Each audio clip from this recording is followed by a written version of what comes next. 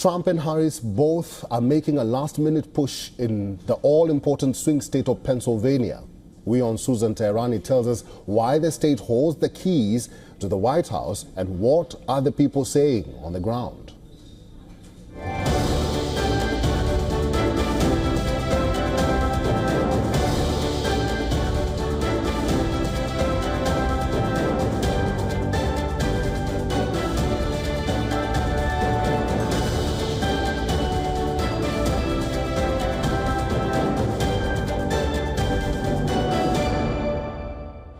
Pennsylvania is a fascinating state when it comes to voting patterns, divided almost like a political patchwork. In cities like Philadelphia and Pittsburgh, you'll find a strong Democratic base, often voting solidly blue. But head out to the rural areas and the picture shifts to red, with these communities showing strong support for Republican candidates. One example of this support was in Butler County, where former President Donald Trump held a rally back in August, and despite reports of an attempted attack on his life, the incident didn't deter him. He returned to connect with his base, reinforcing the area's loyalty. Pennsylvania's swing state status makes every vote count, and it's this blend of red and blue that makes this battleground state so critical.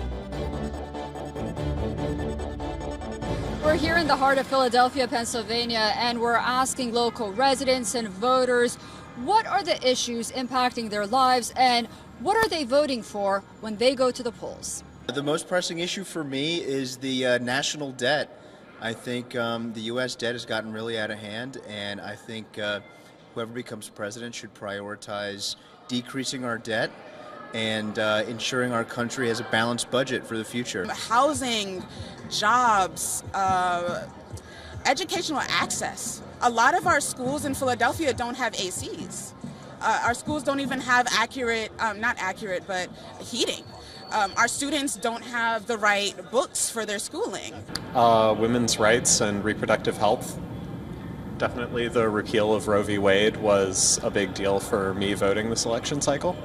The most important thing is not have a felon in the White House, is the most important thing for me. There's no reason in the world for anybody to vote for Donald Trump, ever. Kamala will do a much better job. What is the most important issue for you this election cycle? Electing Trump. I think it'd be better for the economy. I can't really get behind any candidate who is supporting what's going on in Gaza currently. Honestly, I really need all of that to just come to some sort of closing. It should have happened a long time ago. A lot of innocent lives have been lost, and whatever person in office can make the best decision for those people, I think probably deserves that spot. From inflation and jobs to education and healthcare, people are casting their ballots with a strong sense of purpose. From Philadelphia, I'm Susan Teherani reporting for WION with video journalist Neeraj Patel.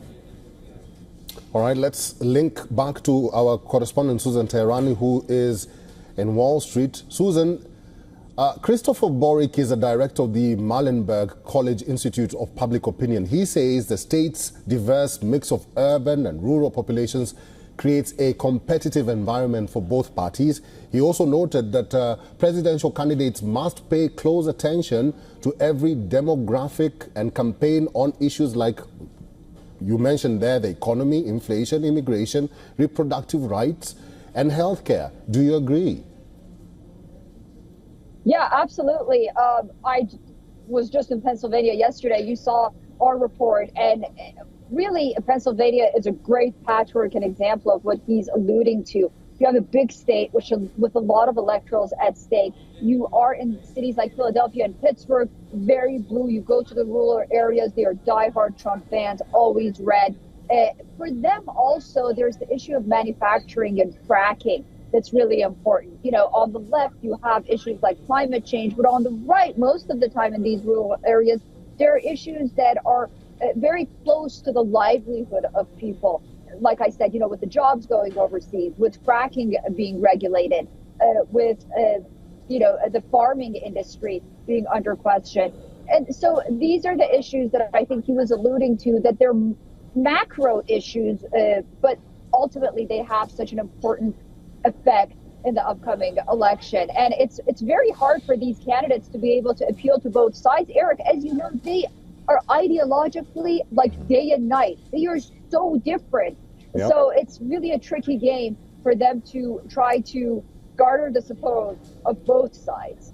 All right, we'll just have to wait and see, because Pennsylvania is an important state and also a swing state for that matter. So let's see who gets the bag.